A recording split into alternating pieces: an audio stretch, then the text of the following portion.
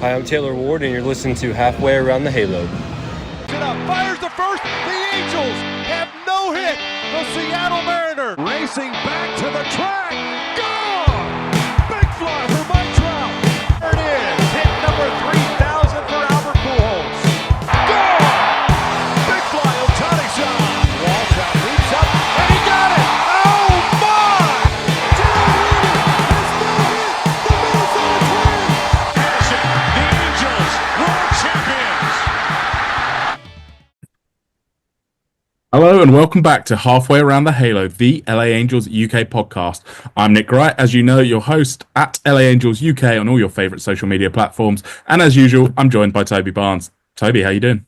Hello, I'm good. It's been a while since we've caught up. 26th of June was our last episode, so over a month ago, kind of well before the All-Star game and the deadline and everything. So yeah, a lot has happened since then. Yeah, that feels longer than it is. Sorry, other way around. I mean, it doesn't feel as long, but that's not good for us. So we apologise for that. I'm sure you've been sitting there waiting for this to drop. Scheduling conflicts. Obviously, we're busy people. You know, we can never really find much time to sit down unless it's after an Angels game, and it's like at that point it's 5 a.m. and we don't. The last thing we want to do is only have 45 minutes and cry usually. But this is season 7, episode 11, I believe. So we're doing okay. We'll probably get another few in before the end of the season at least. But we're recording this one whenever you're listening. We're recording this the morning or the afternoon here in the UK after the trade deadline, after a pretty abysmal trade deadline for the Angels. And I think before we get into anything else, Toby, let's just talk about the deadline or the lack of movement from the Angels and just the state of the franchise. We talk about this all the time. We're at a point where they are a couple of games behind 500 again. They're still hovering around in predictable fashion. A few reports came out saying they were looking to sell off the rentals, sell off some of the players with control because they'd lost a couple. Then they go and win a couple before the deadline, and everything changes again because the franchise just is so poorly run. But just give me your initial snap thoughts where we are the day after the deadline on how you're feeling. So my immediate reaction is it's like shuffling deck chairs on the Titanic. The moves have made, they don't move the needle, they don't do anything other than just go, you know what, we're going to add dice. They've not gone all in, they've not all out bought, all out sold, they've just kind of made a move for the sake of moving. Got relievers because they needed to, because their relievers haven't been good enough recently, and they're just completely taxed because the starters aren't good enough. So yeah, getting in two extra bodies is great, but they're both in their mid to late 30s and are probably just going to break down. I mean, Chafin spent half the season injured. Sorry, if we just kind of recap the trade. So the Angels traded Jake Eder and Sam Brown to the Nationals for relievers Andrew Chafin and Luis Garcia, back for his third stint as a Halo. And then yesterday traded Oswald Peraza from the Yankees, who was going to be DFA'd anyway, for a rookie ball player. I mean, we didn't give anything up for these trades. No. We also didn't really gain anything. No, I mean they swapped Peraza and they DFA'd Newman to kind of make space. Basically the same player. I've been looking at kind of their stats today. Peraza's even a worse hitter, but he's a better defender. So it's like a utility guy. So what's his contract status, Peraza? I'm not sure of his contract status. I just know that he's 25, so I'm guessing he's still kind of controllable for a couple of years. But yeah, it doesn't really do anything. Doesn't really benefit the team at all. Neither do the relievers. Yeah, they're bodies, but they're not going to be playing meaningful games, in my opinion. July the 3rd was the last time the Angels were 500. They've been under 500 since then. They've been one game below a couple of times since then. Currently 3 games below. But yeah, the last time they had kind of an equal record was almost a month ago now. So it's pretty bleak, I would say. Yes, I couldn't agree more with you. It is so bleak, and I just don't understand the mindset that this team has. They just do things so totally differently to everyone else, but not in a good way. Like, I don't mind Mavericks in sport. They're great. Like, teams that do things a bit differently, teams that are innovative, teams that like think outside the box. That's not who the Halos are. The Halos just make stupid decision after stupid decision. Right this way, I said yesterday, I think you could have genuinely made. I wouldn't have agreed, but I think you could have genuinely made a case if the Angels had bought properly or sold. Right. I think if you are of this mindset that the Halos are competitive and they could be in the running here, they could get that wild card spot, they could make a run at the playoffs, they could make a run at the World Series, then fine. I definitely get the vibe from some people that you're there by try and make that the case. We haven't done that. That's not the side I'm on. I'm on the side of absolutely do the right thing for this franchise, which we never do. We never do the right thing for this franchise, which was to sell off the rentals. Moncada, Renhefo, Janssen. You saw the prices that were going for some of these relievers. Janssen could have brought something back in, right? Could have done akin to Luis Garcia last year, bringing back 4 prospects. We could have got that for Janssen. I agree. We did mention on our last podcast, the worst thing that they could do is do nothing, and they've gone and done it. You then look at like the controllable players. Taylor Ward, friend of the show, Taylor Ward. I love him. He's probably my favourite player on this Halos team for personal reasons. He's having a career year. He's 1.5 years left. Are the team going to be good enough next year for Taylor Ward to make a huge difference? Personally, I'm not convinced. Why are you not getting something back for him, something good back for him to set us up for that future? If you really think that the team, I guess they somehow are delusional enough that they think this team is going to be competitive this year, next year, and that Taylor Ward is like the deal breaker to make that happen. I just don't see it as being reasonable. You could have even gone away where you sort of sell off for more controllable younger prospects, but who are major league ready, just slot different guys in there. It was all available to them. And yet, as we said last time, they did the worst thing possible, which was to do nothing, hope that, what was Perry's line? Oh, it'll be good for this lot to play competitive games in August and September, as if we're going to hang around for much longer. It's just ludicrous. And I've written down the quote from Perry kind of post deadline. So he says, looking at the club and where we currently are, and obviously we're very competitive, we wanted to keep this group. It's a really good mix. It's the best clubhouse I've had in the 5 years I've been here. The players would tell you the same thing. And the development of our core is obviously very, very, very important going forward. Yeah. Right. It's just not. It's delusional. It's from the top, right? It's directionless, completely directionless. Yeah. Yes, the development of the core is important, but bring some guys in to develop with them. The thing is, we say the Angels need to pick a direction that they realistically couldn't buy because they don't have good enough prospects to sell. And if you're selling the prospects that the Angels have got, you're selling a top 5 Angels prospect who in any other organization probably wouldn't make the top 20 bar kind of your top 2. So it would have made no sense for them to buy. And obviously, but I mean, if they'd have picked a direction, I would have gone, okay, sure, we've seen it not work before. Who knows? Maybe they'd try again and it will work. But they just did nothing. They made very sideways moves and they needed to go one way or the other. And everything I've read from people was don't be unhappy with the Chafin and Garcia trades because they didn't really give anything up to get some relievers. Yes, sure. But what upset people and what upset me was that wasn't a sign of intent of one way or the other. It was a sideways move. It was sure. It was a shrug of the shoulders, whatever. They made a move. Cool. Just for the sake of making a move, I feel like it was, rather than actually getting involved. But they're also not good relievers. Why are we buying from the Nats? The Nats are one of the few teams in baseball that are worse than us, and we're buying 2 of their bang average relievers.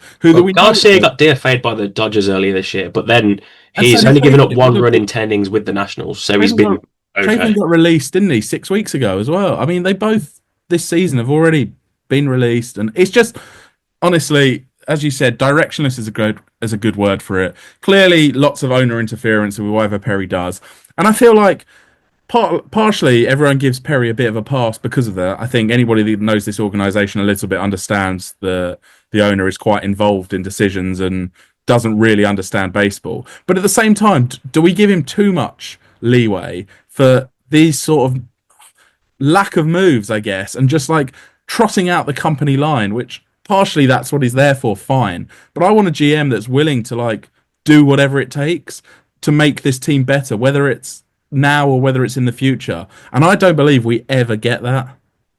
I think they're so worried about keeping bums on seats every year and having the attendance figures like as they are, because the Angels are one of the best supported teams. I mean, we've seen the last couple of days the Angels in the outfield, which has added a bit of excitement to That the was game. cool. I love it. I think it's fantastic. That's really cool. Yeah. But they'll be there regardless. Like, you'll have Angels fans that will go and support a team if they're winning games or if they're losing games. That's kind of just how they are. But the problem is that they never think forward and go, oh, maybe if we struggle this year, next year, we can then be competitive and win more games. They're just like, oh, we'll win enough to have enough fan interest just to keep the engagement somewhat there. And it's just pointless. I mean, like I said, it's just like shuffling decks on the Titanic. There's no real point to it because it's a sinking ship and they're just going to try and do what they can to stay afloat as long as possible. But we both know, we've seen it countless times now, it isn't going to be enough. It's not. And I just don't see how between now and next year it's going to make huge amounts of difference. Obviously, we know those guys, we're losing them most likely unless they re-sign Janssen, re-sign Renhefo, it's a team-friendly deal. You never know, Moncada. There are options there for them, but it's not making a huge difference. We know what's coming up. Obviously, Christian Moore's coming back soon. We know on the pitching side there's a few prospects that are interesting. Obviously, we'll touch on the draft, I think, in a minute, but we've obviously made a bit of an inroad into our pitching depth via the draft. We know that Klassen's having a reasonable year. Aldegheri had a better time of it last month. Dana's back on the mound, and I think the stuff's looking good. There's a bit of promise there. None of these guys are going to light it up, but they're all potential adds to the rotation for next year. But I just struggle to really see how we get out of this continued cycle of losing. And it's now 11 years, basically. I shouldn't do it. Like, maybe a miracle happened. This is another playoff-less year for me. I just don't see this team being good enough compared to what we're up against teams that all got better at the deadline above us. Every single one of them made an effort to improve, and we just did not. So it's another playoff. This is a really tough word to say. Playoffless year. And I just don't see how we get out of this cycle. No, I mean, if you look at pretty much every other team in the majors, other ones that just kind of like, so everyone picked a direction. Teams that, like the Twins, had kind of cannonballed the last couple of weeks. So they were like, you know what, let's just sell off. So they had an absolute fire sale. The Orioles sold because they know they're going to make the playoffs. When they were coming in they were like a dark horse World Series contender. Yeah. But they've decided, look, they've put on the season, got rid of basically all their expiring contracts because they're like, we're not making the playoffs. Let's try and get back what we can. Mm-hmm. Kind of teams ahead of us in the wildcard race. But I mean, the Mariners, I would say, had one of the best deadlines. Yeah. Other than, I mean, the Padres are always there. Like AJ Preller, he's nuts. Doesn't care for prospects, does he? But they still have them, which is really weird. Like the Padres still have really good prospects. I don't know how they can retool their farm system so quickly. I don't know. I don't get it. Either way, teams pick directions, and the Angels didn't. They never seem to. I mean, obviously they pick a direction to win, but they just never seem to, like you said, make the right decision. And kind of don't get us wrong. Obviously, we're bashing and like being negative, but we want to be positive about the team. We want to jump on these podcasts and be in a good mood and be happy about the way the team's going, the way the team's playing, kind of the direction of the team. And at the minute, we just can't do that. Yeah, and I think we do. I mean, anytime there's any sort of glimmer of positivity, we're there. Yeah, on to it as long as possible. Exactly, but yeah, it's hard. I mean, if playing devil's advocate, I guess you could look at the players that we had on the market versus others that had gone, and were they really going to fetch anything of note? I think that's the argument for not trading them, that maybe we weren't going to bring anything reasonable back that would make any sort of impact, so what's the point? I guess I kind of see that and take it on board, but I just think we're fed up. I think ultimately we got to a point where it's just really hard to support the decision-making of a franchise that gets it wrong so consistently and doesn't show the type of traditional efforts to turn things around. I think we've seen enough over a long history of baseball where selling off players when you're not contending and getting in prospects and building up and getting the right development and then going into free agency, how you can turn things around, right? We've seen enough of it to see how it can happen, and we're just not doing it. We just don't have the development. We don't have the ability, I guess, within the ownership to see that you can subtract pieces, but actually get better from it. it's so short-term thinking. And I guess as we've seen and has been proven by the Angels' development or lack of development system, because they feel like they have to draft major league ready prospects last couple of years because they don't trust the development system in the minors. To kind of think completely outside of it, there's no real point selling players for, I guess, decent level prospects for return, knowing that the development system is so poor because they're never going to make the major. So I guess at that point it's kind of like, well, we can't sell off these players for pretty decent prospects because we can't develop them into major league ready talent anyway. Yeah, it's fair.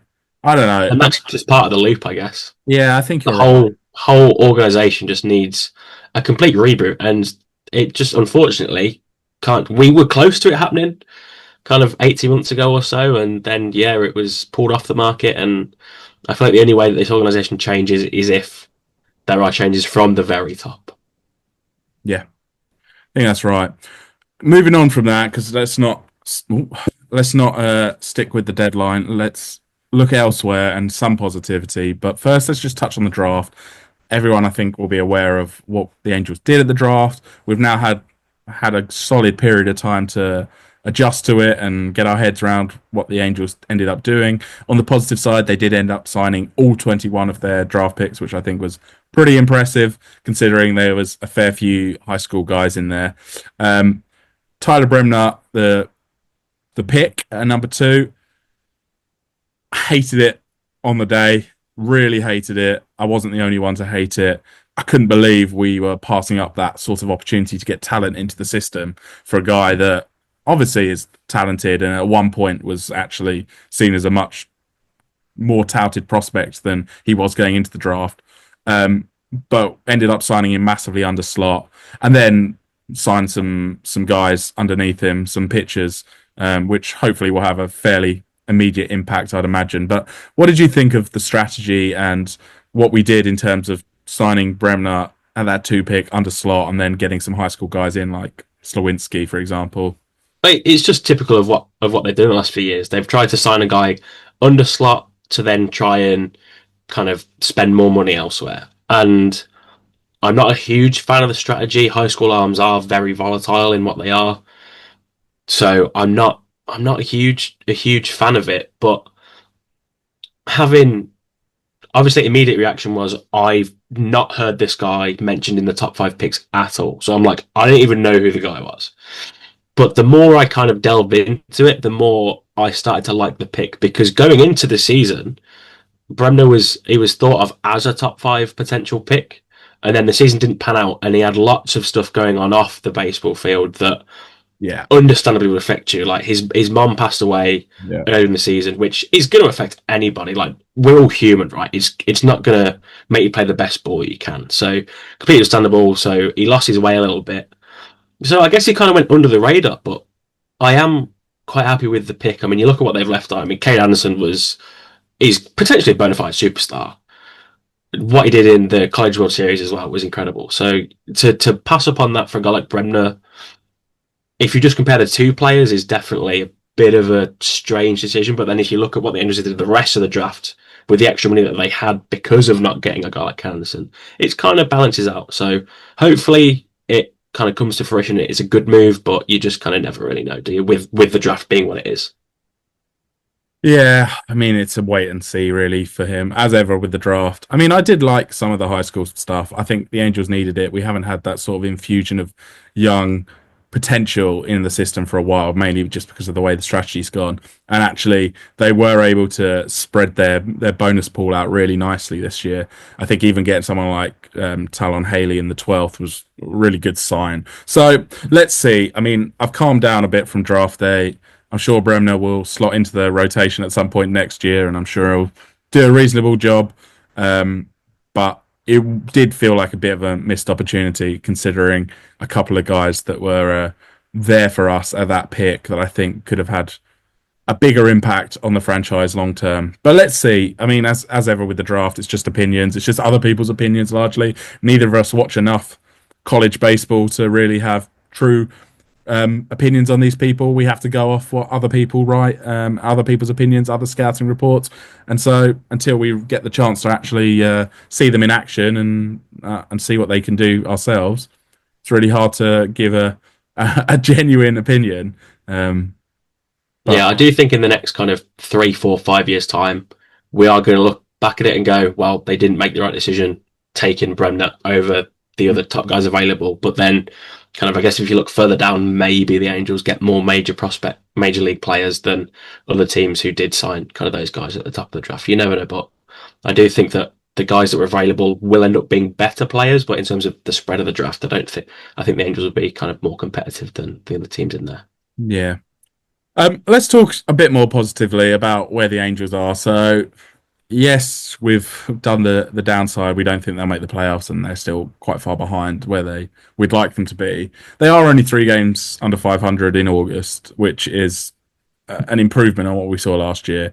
They're still in and around it. You know, there's still that potential, I think, to get up to 500 for the year. I think that's the target for me this year. If they can get to 500 and finish the year there, I think that's a good season. Much better than I was expecting them to be, and a huge improvement on the last 2 years.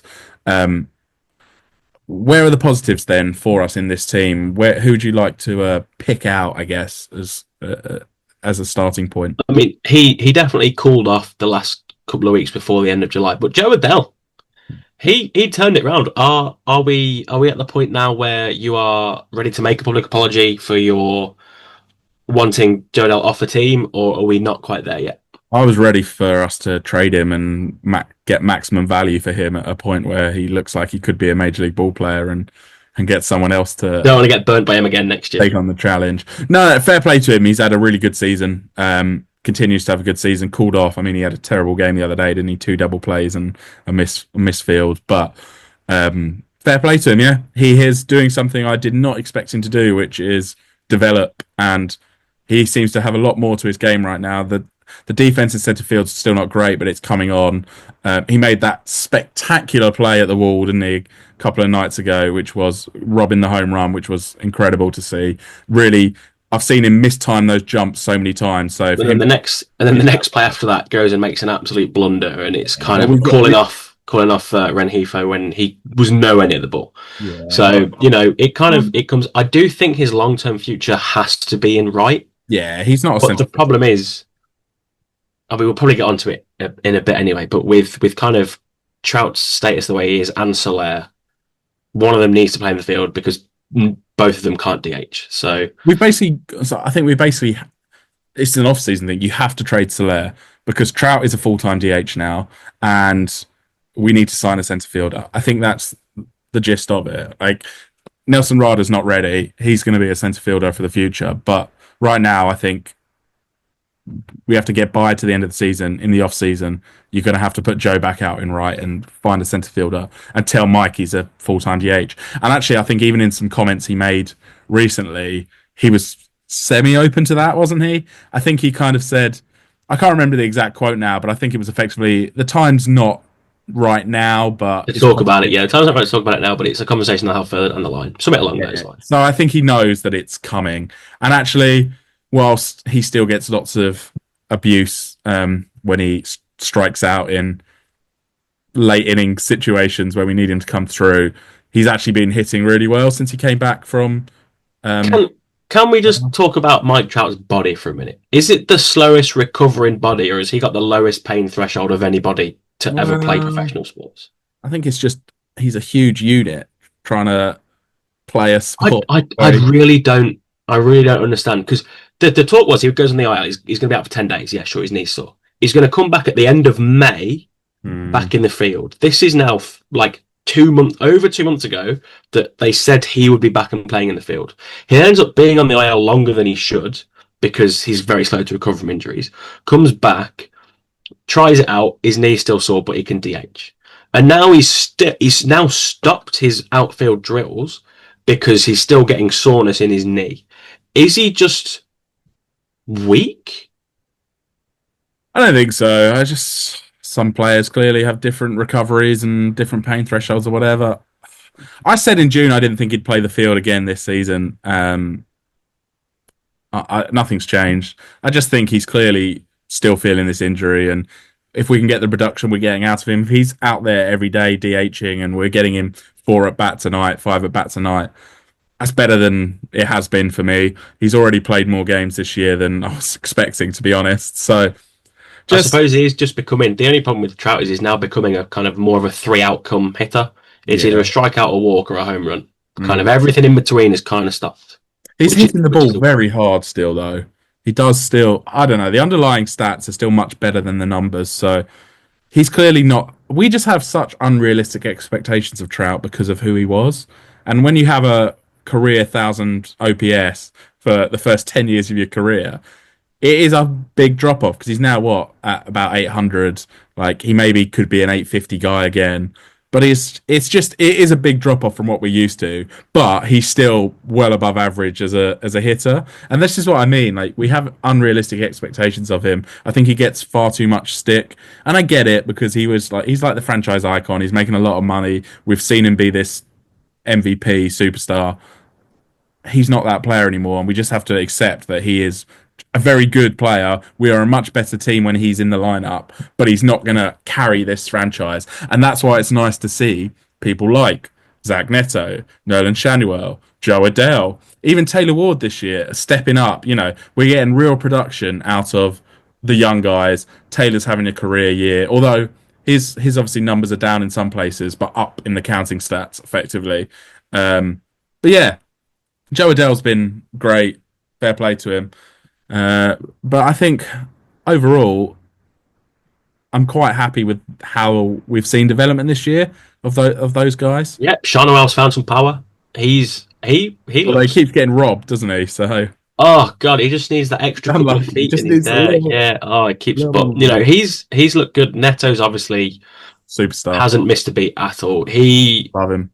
The only problem with Neto is that he would be a perennial all-star in basically any other era, but there are so many incredible shortstops that are over the league now that it's going to be so hard for him to. It might help us. It might help us re-sign him for cheaper, to be honest. So, and they absolutely, if they're not talking extension with him already or this off season, they absolutely should be. All the young guys, I think they should be talking about. But Neto first up. 100%. He needs re-signing, and he needs re-signing yesterday. His price will keep going up. He's a very good player, and we don't want to give him the opportunity to leave. And I don't think he wants to. I mean, I think he's really bought into this franchise. It feels like it anyway. I mean, you never quite know, but to me, he feels like he loves being there. He loves being an Angel. He is the heartbeat of the team for sure. He loves the challenge, I think, of trying to bring us back up, and we need more players like that. And actually, maybe if some of the veterans we have had that sort of spirit, we might not be in the place we are today. Yeah, I mean, I guess you look at kind of the guys that have come before him, and there's some guys that are, you know, we haven't seen this season that are still contracted to the team. Well, yeah, fingers crossed next year is going to be a big year for Tony. I just think final year of the contract, just that's it. I mean, the last time he had a good year was his contract year with the Nationals. So, you know, contract year for Tony. And the 60-game season for the Angels. Contract year for Anthony Rendon. I might put some bold predictions in early for next year that he might lead the team in a few counting stats. There's not a chance he plays another game for the Angels. That's a chance. But yeah, I think the young guys' development we can't complain with. Particularly, we haven't touched on Soriano as well. I think Soriano's had a really good year. Very good. Very good recently. Detmers, although he had a bad moment this year.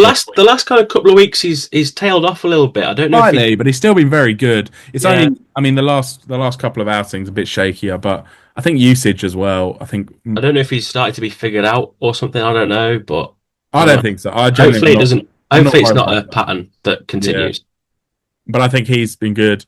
So Kenley, obviously. Yeah, there are signs of life. There is promise here. It's not all doom and gloom. It is definitely a better year. We obviously are still able to talk in August about a 3% chance of a playoff position, but at least they're in and around it, and like they are playing competitive baseball every night. They are, despite the limitations with the rotation when you're rolling out Anderson, Kahanowitz, and Hendricks 3 nights out of 5. they're still hanging around. They're still doing, the offense is providing enough to keep them in games largely. And actually, as we know with Hendricks and Anderson, they have games where they'll deliver us some quality starts. They'll also have games where they are. It never looks good, but it's effective. Yeah, That's the fact. I kind of have to, when they're starting, I kind of have to watch them like through my eyes, because I'm like, I don't want to see what's going to happen. Yeah. And then Carl Hendricks will blow an 86-mile-an-hour fastball past somebody. Like, how's he doing it? I don't get it. So yeah, there are signs of life, and we'll stick with that positivity. I believe we have a game of Halo or Hell No. Oh, the best segment of this podcast is 100% back. Yeah, Halo or Hell No. So we'll start off with huge friend of the show, Taylor Ward. He's currently on 78 RBIs. So my question to you is Halo or Hell No? Taylor Ward finishes the season with over 110 RBIs. The Angels have got 53 games left, and Taylor Ward would need to get 32 RBIs across those 53 games. I'm going to say hell no. I thought you were going to say over 100, and it was definitely a Halo. I think he'll see this is like, where do you set the line? Because I thought that he'd smash over 100, right? But I'm kind of, where do you set the line? Right. I was going to go 105. Yeah, I think that makes it tough. I think he'll get somewhere between 100 and 110 is where he'll end up. But I'd love him to keep going and smash another 35 or whatever and get there. Yeah, so he needs 32 to reach 110. Like I say, in the last 53 games. So that kind of follows on from what he's doing now. Like I say, 78 RBIs currently in 107 games played. So it kind of follows a similar path, getting kind of your 30 and 50, just a little bit more than what he's been doing. So yeah, a couple of Grand Slams in there though, weren't there? Or there are indeed a couple of Grand Slams in there. Yeah, he'd need to match that. So you're going hell no. Taylor Ward doesn't get over 110. Sorry, Taylor. Love you. Number 2, Mike Trout will lead the team in strikeouts. He's currently got 105, which is second on the team to Taylor Ward, who leads with 128. So he's 23 strikeouts behind Taylor Ward at the minute. And where is there anybody else close to them? Is Logan near them? There is Zach Neto has 100. O'Hoppe has 103. Yeah, I thought O'Hoppe would be the closest one. I'm going to say yes. I'm going to say Halo. I'm going to say I imagine the rate they're going, because Taylor Ward basically hasn't missed a day, and Trout missed. In 25 less games, Mike Trout's got kind of 20 less strikeouts. Yeah, I'm going to say he does. I'm going to say he ends up leading the team in strikeouts. So is this you saying that Mike Trout will be healthy the rest of the year? Is this what you're... If he's DHing, I see no reason why not. So yeah, I think he plays the rest of the year. He did say it was sore when he runs around the bases. Well, I don't get. Well, if he's striking out, he's not having to run around the bases. That's very true, actually, very true. Jack Kahanowicz has turned his season around after his one start in AAA. Hell no. It's just not a believer. I'm not a believer, and that just sums up this franchise, doesn't it? Like, he goes down for one game and he's ironed out all of his flaws. That's it. Season's fixed. And it's just, it's so mental. But we just don't have any sort of depth there, and we didn't at the time. Everybody was sort of on like pitch counts or being rested, fatigue, and this and that. So Dana wasn't pitching. Kind of, they didn't want to put Detmers back in the rotation because they like what he was doing in the bullpen. He's going to go back down. I mean, Kahanowicz will go back down. They'll bring up one of those young starters at some point towards the end of the season, is my guess. They'll probably rotate between them at some stage. But yeah, no chance as he turns. Who do you think shows the most promise? So if we call the guys are going to bring up, I reckon Darling gets called back up. Aldeguerra get called up at some point. I reckon Klassen makes his debut at some point this year. Well, he's the one. He's the wild card. I mean, he's got the stuff for it, right? He's the one that's got the lights out stuff if he can command it. I've seen some comparisons to what the Brewers have done with their pitching staff and what you can do, and like just have go into the games knowing that you don't have to throw 6 or 7 innings. You're throwing 5. You're throwing elite stuff, and you're just throwing hard and getting the strikeouts and then taking over for the pen. I mean, you just have to manage expectations, I think, don't you, with guys like that? Yeah. Number 4, Nelson Rada will get called up this season. Hell no. I hope not. He shouldn't. He's 19 and he's having a good year, but there's still loads to work on. He still isn't powerful enough to play in the majors, for my view. Like, he still needs to work in bulking up. He needs that gap power. Doesn't even need to be able to hit it over the fence, but he needs to hit more doubles. Needs with that speed as well. There's no reason why he should be hitting extra base hits quite regularly. So it's a no from me, on the caveat that that's the sensible thing to do, which probably means it isn't what's going to happen with this franchise. But See, I'm more on the Halo side with that one, because I think that this is the point in the season the Angels will just kind of capitulate, and they'll end up going, you know what, we're not even going to have a chance. Let's just call him up for a cup of coffee towards the end of the year. And just kind of, like they did with Paris last year, like they did with another couple of guys last year, and just kind of, you know what, go and have a few games. I'm on the Halo side of that. I think he will play a few games. Happen. It's the sort of stuff that this franchise would do. So, and then because I, like the Angels, like recycling old players, akin to them bringing back Luis Garcia, I like recycling old Halo or Hell No's. Mike Trout will see the outfield this season. Hell no. No chance. I think he's done. He's done. He's not playing the field. Why would he? Does he play the field ever again? Well, maybe like a spot start here or there. I just think his body is just telling him no. Can we also just touch on how ludicrous Jorge Soler's statement was that playing in right field has put way more wear and tear on his body than he was expected? It is. When you are a DH, it does make sense. He played like 30 odd games in right field, and I wouldn't mind, but it's not exactly the most taxing, I wouldn't think. You go out there and do it. Oh, happily. Get me a glove. Get me a full kit. I'll go out there and do what he does. No, I don't think you could. Easily. I don't think I can strike out as much as Jorge Soler. Well, and I can play the field better than he can. It's that hour of the show. It's just ludicrous hour. Right, yeah. So that's the Halo and Hell No for this episode. So I guess, not a believer on these ones. Nah, not so much. Not so much. So coming up this week, the Angels back at home. Just had an off day, so still at home. Again, we got the 3 games against the White Sox and the Rays. So the White Sox again bad. So the Angels 3 games below 500. Are these the 3 games to get into 500? Nah, because they do really badly against bad teams this year. I'll be surprised if they win 2. Like, they just do stupid stuff. It's really hard to trust in them. These are, as you said, the games they should be winning. They should be sweeping them, but they won't. Anderson, Hendricks, Tahanovic to your 3 pitchers. Yeah, exactly. So they've got the bomb squad, the big 3.